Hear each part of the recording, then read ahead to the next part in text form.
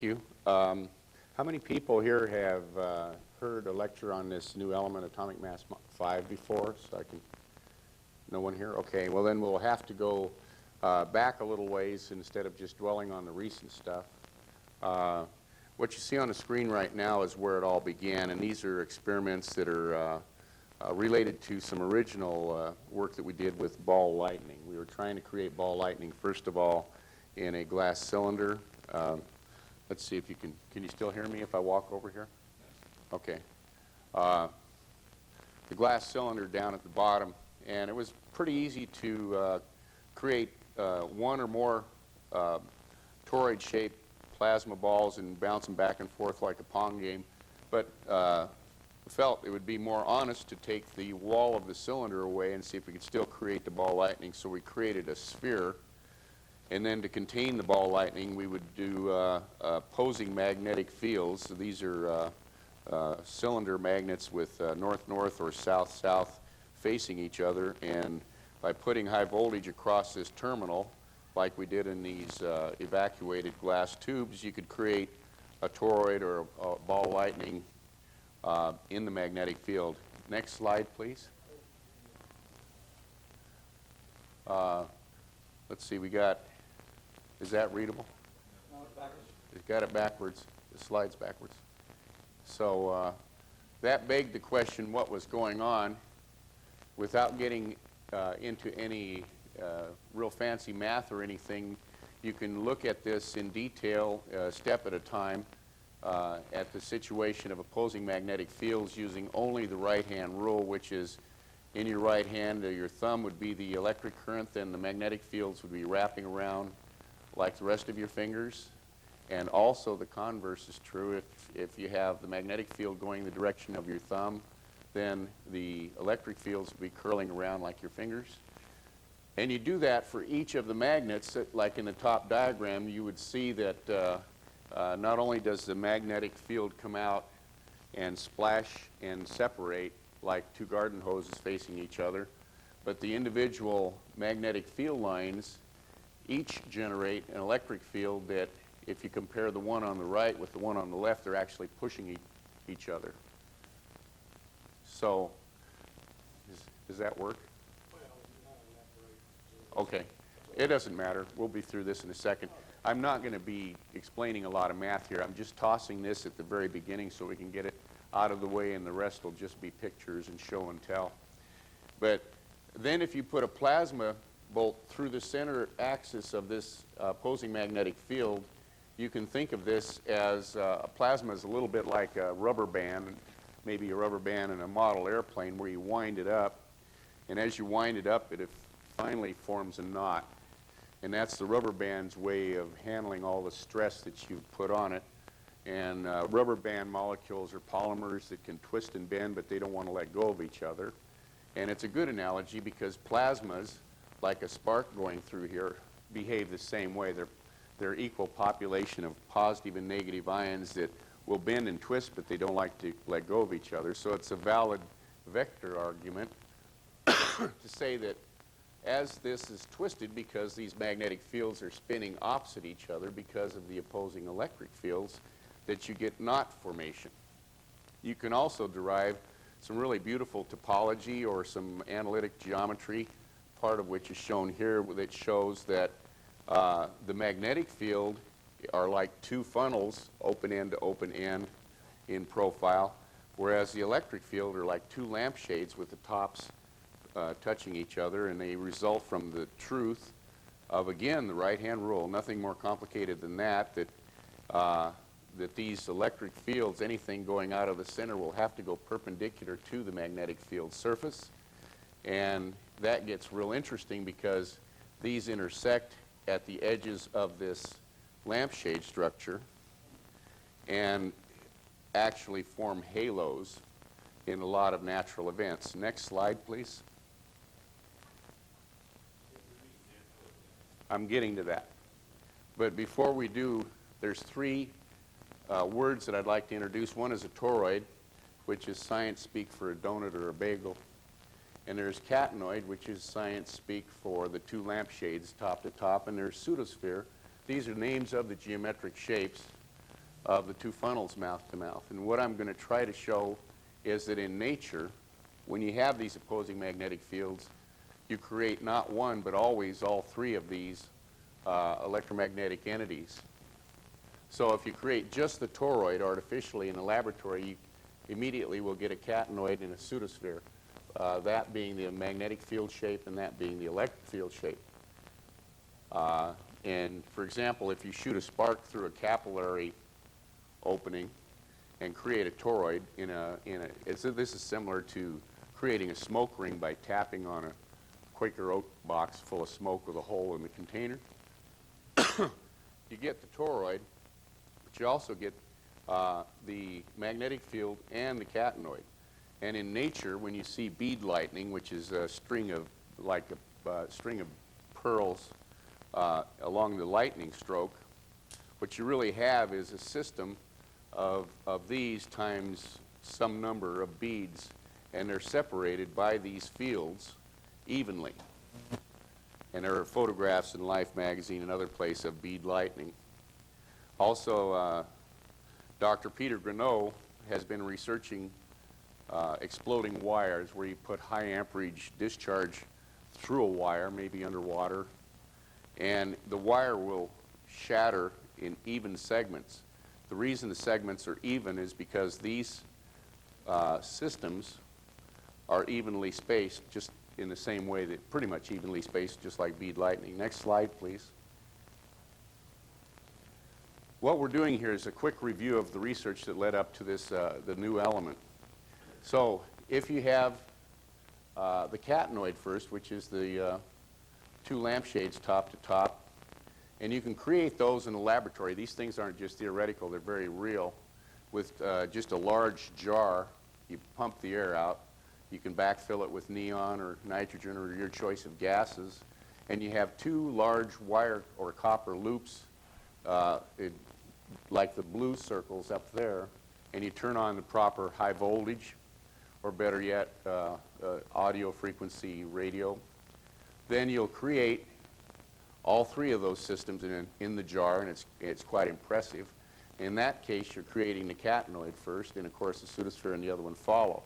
If you're making a new element, and we'll get back to this, you create the toroid first by creating the pseudosphere first from electric magnets, and the other two parts of the system follow.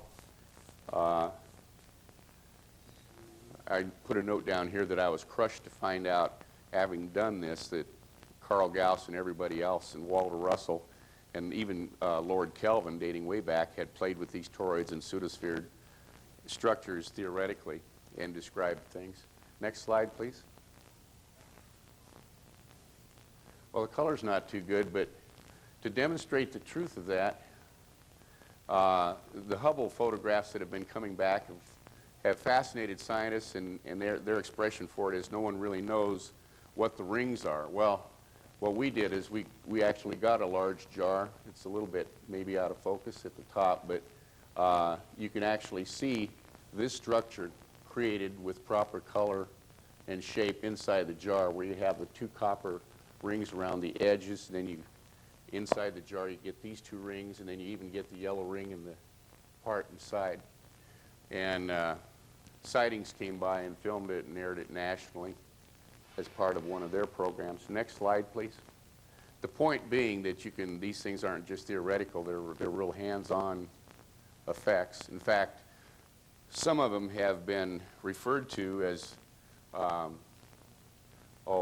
ion traps, spinning traps, and have actually been used for concentrating particles and things in some scientific instrumentation.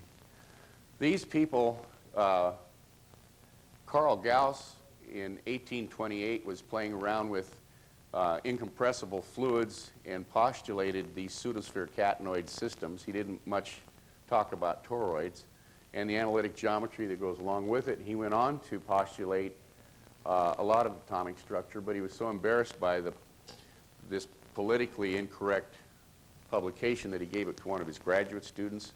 The graduate student was too clever and aware of politics to publish it, so it ended up with his roommate, who ended up after that got lost, and he showed up in the Vatican, and Carl resurrected it some years ago.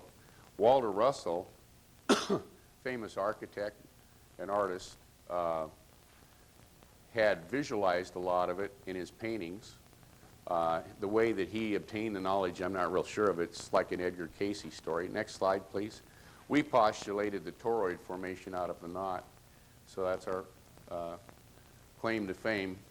The thing that's really exciting is that if you really look at the situation, we were using opposing magnets, but in nature, where you have really large amounts of energy involved, like in a stroke of lightning, you have a bolt moving one direction, but nature has a law of electricity and magnetism that says there'll be an opposing force coming the other way. It's called back EMF. Well, the back EMF has the same characteristics electrically and magnetically as the other magnet. So if you have a bolt of lightning, even though you don't have any magnets there, there'll be some zone of the lightning bolt that actually has the opposing magnetic and electric fields. And it's my belief that this is the way that the ball lightning is created in nature, because you have the twisting and the formation of the knot. The knot becomes a toroid. And next slide, please. These same geometries can be used to explain, and this is just theory, but if you apply it to Earth or Saturn or any of the planets, then you find that the energy well at the equator is where the Saturn's rings are. In the case of the Earth, the masses at the center being the toroid's formation, and the geomagnetic system, then the halos that we talked about earlier that are obvious in the Hubble photograph and in our jar of recreating the Hubble are actually in position to explain the northern lights. So you could think of the northern lights as the halos north and south of the Earth's pseudosphere catenoid system. Next slide, please.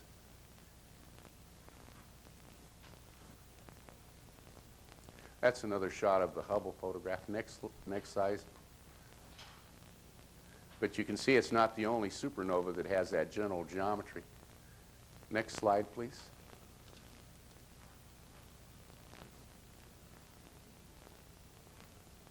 Let's see. Upside down. Okay. Well, now this is pure conjecture, but it's an interesting thought. What if gravity isn't really anything more than electricity and magnetism flowing? In other words, if you hold a spoon under a running water faucet, it pushes the spoon down. Well, if these toroids are created inside these systems, then the electricity and magnetism would be pulled in from space into the center of a toroid, whether it's a spiral galaxy or a planet. And then the energy would be formed into the toroid as mass, but it would be radiated out as heat and light later, and then it would have to be replenished if space is truly an incompressible liquid of sorts of electricity and magnetism. And the continuous flowing cycle would be simply that. And then something like a coffee cup on a table would be something being pushed down to the larger mass in the same fashion that a spoon held under a water tap is pushed down. Next slide, please. Well, we made toroids that were 1 inch, 2 inches, 5 inches, 10 inches, and they were easy to see, and it was easy to investigate the electricity and magnetism geometry. I'm not going to get into the topology or the differential equations that support all of this, but they're available in the exhibit if you're inclined to that kind of self-abuse. And and they are fun, and we have associates that really enjoy pursuing just that from this geometry. But what the question is, what about the other end of the spectrum? What if you made something very, very small? What if you increased the electricity and magnetism strength to the point where you had some toroid that was atomic or subatomic in size? Well, all you have to do that is to increase the voltage, increase the magnetic field. But how would you see what you have done? Well, the answer to that is to put together a mass spectrometer. And fortunately, these days they're relatively affordable, especially on the used equipment market. And if you're mechanically inclined, you can build a vacuum system to support it. Next slide, please. That's what you would use to look at your results. This is a little bit more descriptive of what we're talking about. You get 2 vacuum systems and a cylinder of gas of your choice. You get 2 opposing magnetic fields, south-south or north-north, either one. And you put a quartz tube in there with the electrodes and high voltage on the ends.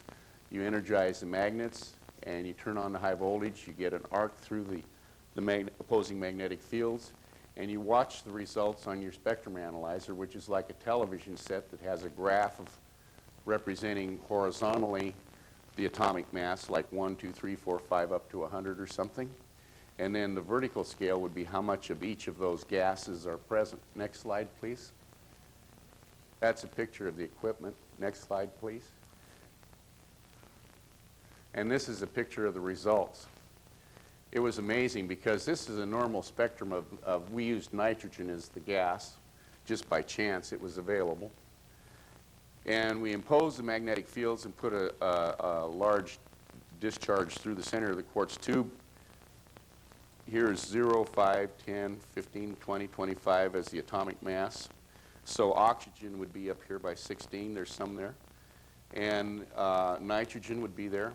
But this thing here, atomic mass 5, according to the literature, does not exist. Nobody's ever seen atomic mass 5, and yet there it is in the results. Now, some would argue that it's a hydrogen cluster.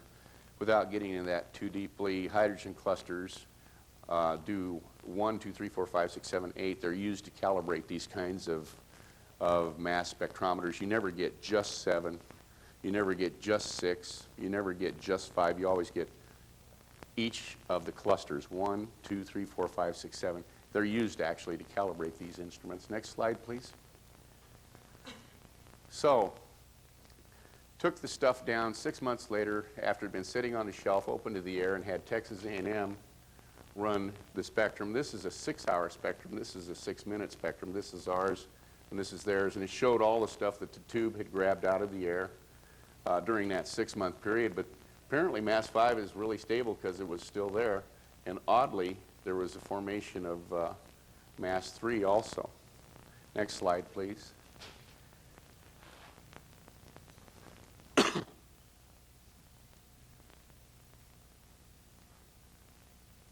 Well, as usual, I was heartbroken. The bad news was that when we went to the literature to look at what was going on with nitrogen the last 100 years, we were devastated to find out that all of this work had actually been done before. It was done as early as 1888 by Dewar and Warburg. But they didn't call it mass 5, they called it activated nitrogen. And what really made them curious is it glowed in the dark. It glowed in the dark up to 8 hours after you turned the electricity off. And Strutt and Raleigh is kind of a notable, knighted by the Queen, head of every kind of scientific organization of his day, world famous scientist of the time, devoted his whole life to it. And they did quite a bit of work. In 1911, they did the mass 5 or activated nitrogen experiment with other things like phosphorus, turned yellow phosphorus to red phosphorus. They measured the light intensity with the abilities that they had at the time by comparative intensity.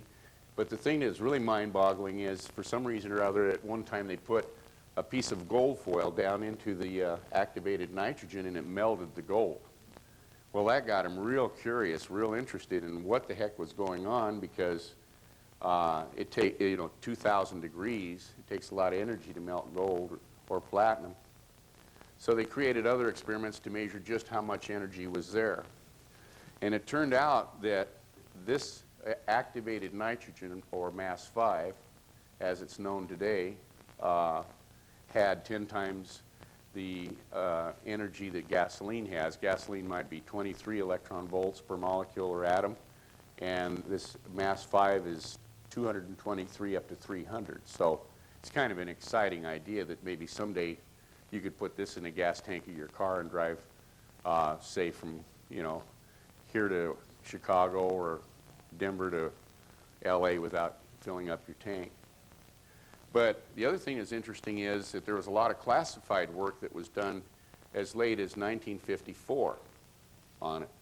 And I think the reason for that was that in 1940 and 1946, these were all the war years. These were the years that the world was getting ready to test the atomic bomb, and the world didn't know whether or not the atomic bomb would ignite the atmosphere of the Earth and we'd all burn. So they were real interested in what happened with nitrogen under a large electromagnetic stress. And I'm sure the government had a lot of stuff that's still classified in that regard. But unfortunately, back then, they didn't have the quadrupole mass spec like we have today to see what's really going on. All they could see was the colors being emitted and do emission spectroscopy, which they saw was an unidentified spectrum, but that's as far as they could take it. So they were cornered into calling it activated nitrogen, even though it didn't fit any of the chemistry of nitrogen. And this is 1954. Next slide, please. Well, that's a picture of what we did to recreate the experiments. Relatively straightforward apparatus. You have a ring discharge high voltage supply with the purple coils around the top ball. That's where the mass 5 is created. You have some gas purification. That's very important. Take all the water and oxygen and chlorine and down very fine impurities out of the nitrogen. It has to be very pure. And you have a pumping system and a vacuum pressure monitoring system. Other than that, you create the mass 5 up here. It drifts down here, and it just sits there and glows. Next slide, please. And you can run it through your mass spec. And here's the other thing that's really incredible that Raleigh and the rest of them didn't do. We put helium in there to purge the system and clean it out and run some more tests. And when we did that, the mass spectrometer went crazy. Because when the mass 5 was introduced to the system, everything was stable. But when the helium came in on top of the mass 5, we've got something that completely filled up all the masses from, say, 4 up to 100. And that was the range of the mass spectrometer. But those are actual elements, or else they're actual clusters of elements, or they're clusters. But each one of these would have to be individually analyzed and separated out by gas chromatograph or selective mass systems and analyzed separately, which is way beyond our ability as far as staff and man hours goes. The next slide, please. This is after it was done, showing that everything's working right. So that's an exciting area. But we wanted to go ahead and recreate this energy and measure the calories put out and see if Raleigh's work agreed with ours. So we had a thermocouple inside the platinum coil down inside the gas. And it's a little hard to see, but the needle up here is well over 1,600 degrees, headed up to 2,000. We didn't want to melt our coil, so we stopped it there. But you can see it glowing white hot. And all it was the same as the other picture, only with a platinum coil stuck down in it. And we verified the temperature with optical pyrometry as well. And we measured the radiation, neutrons and gamma and alpha. Next slide, please. There was no radiation. So what do you do now? Well, about that time, you have a choice of following all these exciting paths about whether or not these elements are created when helium and mass 5 get together. If that happens, that could explain why you never find mass 5 in nature, even though you have thousands of lightning bolts all over the world in a small length of time. There's no mass 5 anywhere in the world. Well, no wonder it's so reactive. Well, a science fiction writer could have a heyday with this. He'd call it the Genesis album. You get a bolt of lightning and you create life, you create all the elements and everything else. It says so right in the mass spectroscopy. No, it doesn't. It says that there's groups of ions or molecules. You don't know till you do the work. But something else happened. Richard Hull, a colleague out in North Carolina, resurrected some other antique science, and this antique science is called the fuser.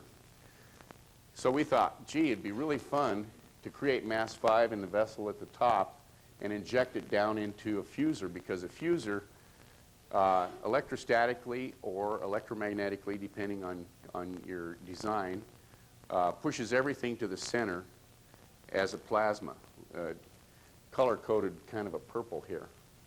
And this whole system is evacuated. So you create it in the top, pump it down in the bottom. You can create, if you put deuterium in this fuser, you can create neutrons. You can get atomic activities. It was the hope and dream of a lot of people that it might be a way to create cheap, unradioactive, no radioactive waste fusion reactors. And a lot of work was done on it. Oddly enough, the man that really started it all was a guy named Farnsworth that invented the television camera. And the detail of the wire grids, it's basically one bird cage that's spherical with a small bird cage inside, and then the two together look like that, and you put high voltage, plus on the outside, negative on the inside, or vice versa, depending on what you want to do. But here's some of the history, and I don't want to bore you with all of it, but everybody was involved. Navy research labs, they use variations like putting ion guns into the side of it. U.S., Russia, and other countries did toroidal geometries of it. A lot of famous names, reactors came out of that design, like the MIGMA, and Miley and the University of Illinois did the electrostatic confinement. That's sort of the one that we're interested in. And some of the Russians did magnetic field confinement. Next slide, please. But even the fuser just by itself, without the mass 5, has a really strange history. There were, on 2 occasions, witnesses to a variation of the fuser that had an ion gun injecting an ion beam inside of the fuser, and it was all made out of stainless steel. And at some point, these qualified, certified witnesses saw the stainless steel become transparent. This is like shades of the Philadelphia experiment. And they don't know what to think about that, except that there's been speculation that you could get light through solid objects if you had a nonlinear, very huge voltage difference. Next slide, please. Why was it made transparent? Well, it had large voltage differential across it that was nonlinear, and it was a fuser, and there were people watching it, and that's the only information we've got.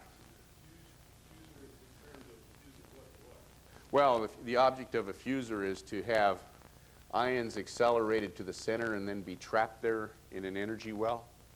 And there's a lot of variations. I mean, you can have plus on the outside, minus on the outside. And well, you can. If you use deuterium, it depends on it has a lot of parameters that you can change. If you, for example, Richard Hull and those guys are playing around with putting deuterium in here. And then if you get a particular pattern, there's many patterns you can generate called a starburst, the deuterium will put out neutron fluxes that are second only to an atomic reactor. I'm sorry. Well, I don't know. It'd be fun to try. When you're just using air, there's no radiation. There must be some hydrocarbons there, residual stuff. And it's limitless in what you can do with just putting air in it, as far as the geometries of the plasmas, the colors, the activities. And this is just a breakdown of the experimental setup with a high voltage DC system driving the grid. Actually, it starts to fire up at about 800 volts DC, and that's assuming that you have a vacuum system that can go down to 1 micron. And it's best to run it with that low voltage at some high vacuum, well, relatively low vacuum actually, like 75 microns on down to 1 micron. And the trouble is, or the blessing is, that this is running at probably 200 to 100 microns. So you have more pressure here than you have down here, and you can get the gas flow. And is that the last slide? Oh, that's just an old slide. Then you can do the video. A video is an example of what it looks like when it's running. And at this stage of the game, we have a polycarbonate fuser, which is okay for all of the neutron generation, all the other, but it's more desirable to have a fuser that's made out of Pyrex, which is, I guess, at the glass blowers still. And at that point in time, we'll be able to inject the mass 5 without losing the mass 5. Because mass 5 will react with organic compounds and never reach the fuser. So it'll react with the walls of the plastic one. But you want to build the polycarbonate plastic one first to become familiar with the do's, don'ts, and variations of a fuser. Although mass 5 is very reactive, why don't residuals of it exist? The residuals that we found, if you want to call them that, was you have this tube, this quartz tube open to the air for 6 months sitting on a shelf, open to the air, circulating air in and out, take it down to Texas A&M, put it on their mass spec, nothing happens, but then you heat the walls of the quartz tube and it boils off, almost as if it was mercury or lithium or some metallic object. So it's immersed in glass. No, it's sitting on the surface.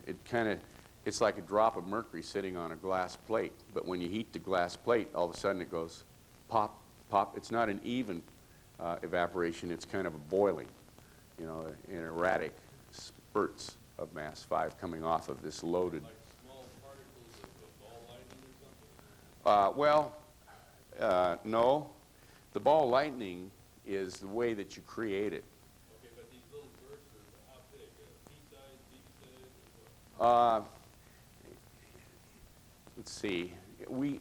If we ran a 6-minute spectrum, okay, we'd get a partial pressure that represented up to 30% of the parent gas. It's the only way I can answer your question. The absolute numbers of that, you'd have to calculate the concentration of molecules of gas there, but on a mass spec you get a graphic representation, percentage representation. So if you were using this as an energy source, you could use silica gel as Well, there's all sorts of really neat ideas, like you could, you know, put it on a mylar sheet and coil it into a capacitor type battery, or you could, you know, condense it down into a fuser thing and do the fusion reaction type thing, or who knows, you know, you have to just get in there and try all the stuff. So here's the fuser running like it should. That's too much voltage or a lot of voltage. This is just the inside cage. The outside cage is out here. And these are bugles that you get out the side. That's one of the sought-after geometries that you can create inside here. And here's your ion cloud inside, backlighting the grid, the inner grid.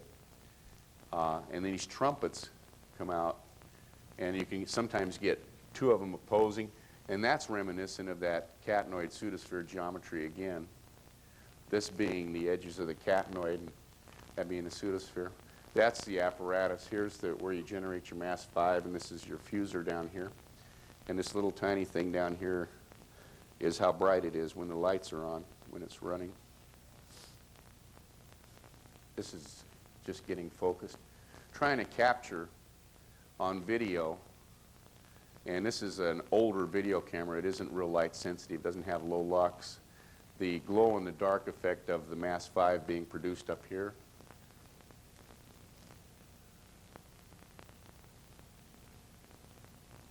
Obviously unprofessional camera. Yeah, what'll happen is we'll energize this in a ring discharge, and you'll see it flashing. When it shuts off, this will be glowing. But as it's pumped down out of there, it'll stop glowing. You can see the shadow of the rings. And that's the mass 5 glowing. I can't tell if it's working for you or not. It's kind of a yellowish color. You can see it best down here, I guess. No. These are faucets of glass that let the gas in and out. Pure nitrogen's coming in the top. It gets changed to mass 5, and it gets sucked out the bottom into the fuser. Right here is a coil. This is a coil of wire driven by a large voltage, alternating voltage, and it causes a ring discharge in the inside. That's how you create the mass 5. It's just a reflection. Yeah, that's just the reflection of the glass. It's just a gas bottle. What frequency are you using? Well, that's a little bit proprietary right now. It's actually a complex ring discharge frequency. It's got audio components and RF components. Deuterium, could you elaborate on that? Just another brief point as far as its applications, or rather the ways in which it reacts.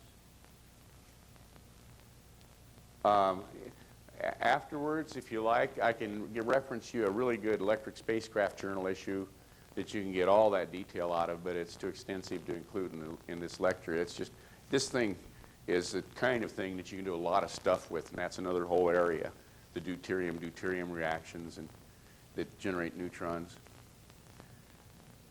So, I'm not sure how far this video goes, but I guess this will be the same thing, only showing the mass 5 and the fuser and the mass 5 at the same time. And if you're doing any pressure testing on the center of the mass 5 well? Pressure testing. Yes. In other words, put a capillary tube in there and pull out some stuff at the center of the fuser. Created any pressure? No, no pressure detecting equipment at the center of the fuser. But it is a good suggestion. And by that I mean that if you're suggesting putting a capillary in there and pulling out something for the mass spec while it's running, that would be fun. Here you can see the fuser running, a little bit of a trumpet on the side, and then the... why are you turning on the light? Oh, okay. Well, if we're running out of time, let's do that. This is just a repeat of what you've already seen, only full scale. Now run again. You're running nitrogen in the top. Uh-huh. To the inductive coil. You're making mass 5. Right, and then pulling it down here where it's lower pressure into the fuser. What's happening down here? Nothing. What are you making out of it? You're fusing it. What I make out of this is the mass 5 got destroyed when it first hit the plastic surface, and it's not reacting down here at all. This is just residual gases doing what they do even without the mass 5. This is why you have to come back and replace this unit with a Pyrex unit so that the mass 5 doesn't react with carbon before it gets there. Where's the plastic surface that's reacting? Well, the entire fuser is a plastic bell jar. Oh, It made out of polycarbonate, often referred to as a desiccator, but they're more affordable than a custom-built Pyrex one. So when you're in the mode of learning how and you're going to break it and you know it, you use a cheap one first. That's where we're at on this. budget research. Yeah. Yes, if you have any further questions for Mr. Kovac, would you please step up to the microphone?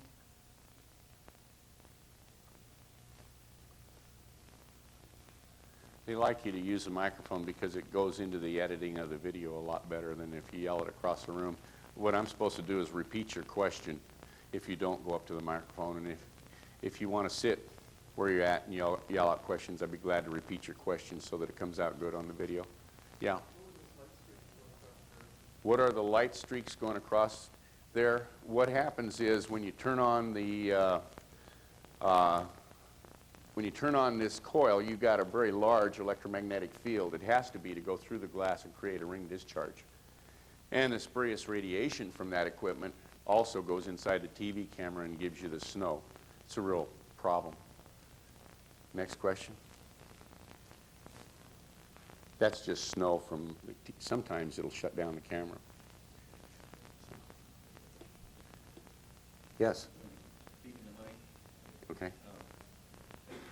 just a thought, with the production of the neutrons, has anybody ever considered, if you include this reaction in solar reactions, if you could account for the missing solar neutrinos? Oh, yeah. I mean, it's wide open. It's like a kid in a candy store or a puma in a herd of deer. You don't know which one to chase.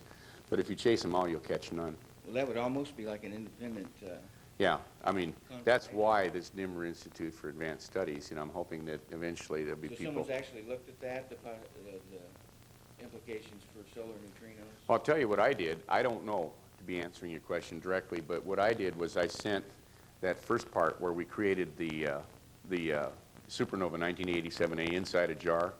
I sent that to LASP. They're right there in my hometown, Laboratory for Atmospheric and Space Physics. They're instrumental in some of the Hubble stuff. And the Hubble was made there in Boulder, too, at least a good portion of it. And I also sent it to several other people all across the nation, including Depew, I guess it was, and I guess he's in Los Alamos.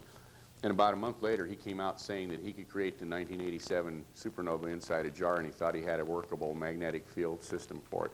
And even though I wasn't given credit, it made me feel good that there was some contribution. That there's such a flood of information. If you just get your ideas used, whether or not there's credit attached, it gives you a good feeling.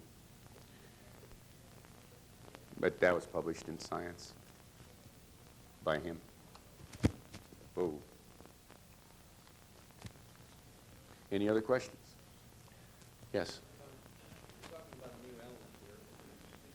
Obviously, you're not going to let it be called Advanced 5. Have you got any other ideas? Or another name? Do we have any other ideas about what to call it other than Mass 5? Out of respect for the fact that we don't know much about what it is, that's all we can call it. But, you know, if a person were politically correct and needed funding from proper sources, you could maybe call it Hilarium or Hilarium or, you know, I'm not real skilled in that arena, so I don't know what to say, but thought has crossed my mind. Funding would be nice. Hilarium would be good. That's just far enough away to, but it still implies things.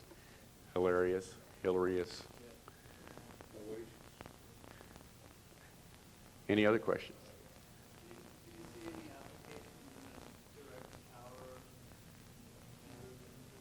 Oh, sure. I mean, you know, an engineer that wasn't so excitable would, and a good engineer would say, well, we just put a capillary coil of platinum or some precious metal in there, throw some water through it, get some steam, run a turbine, you know, and it's ready to roll. Put it in the car.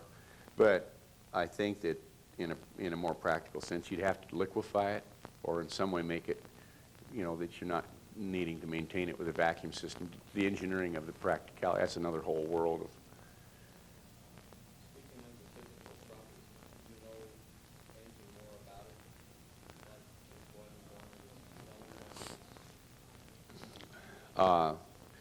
Again, we did some experiments to characterize it before we realized that it was the same as activated nitrogen. 100 years of that chemistry have been done with not much. I mean, they went nuts trying to figure out molecular models to explain the excess energy. And they just couldn't accept that it was, you know, non-radioactive atomic activities. That's heresy, that's alchemy. Today, with the guys I lectured with from the University of Hokkaido, for example, showing that transmutations are visible, especially with their toys, that it's a real world and things do change even outside of an atomic explosion that could be called transmutations. I mean, chickens that are raised without any calcium at all are laying perfectly healthy calcium legs and growing bones and stuff, but with only potassium supplements. I mean, pretty hard to get around that they're creating their own calcium. And of course, like I say, the Japanese have these new tunneling scanning, wash your shoes, wash your car, microscopes that color code each individual molecule. You know, I mean, they're cutting edge on that technology. Come to town and everybody's mouth drops open when they put their slides up and they can see what each molecule is in the electron micrograph. And they say, well, this is what it is before, this is what it is after. You can see it change, you know, from iron, gold, transmutations. So you have all of that, and these guys did 100 years of the chemistry. They did a lot of it's interesting, like you change red phosphorus to yellow with it. You can do, yellow to red. We thought it was lithium, an isotope of lithium. And of course, the first thing you do is you throw in some water and see if it's a pH, appropriate pH behavior. Nothing. You know, I don't know. You just have to do all the work. But it's a lot of work. So instead of doing the work like you would have to if you work for DuPont or somebody, we have the luxury of not working for DuPont. So we can just forget about that and build a fuser because it's a lot more romantic and a lot more exciting and see what it does in there. Why an isotope of lithium? Why not an isotope of beryllium? Maybe. You know, you have to find out. But it looks more and more like it's its own thing. It doesn't behave like any of those. The question was, why not beryllium instead of lithium? I guess we're done, unless there's more questions.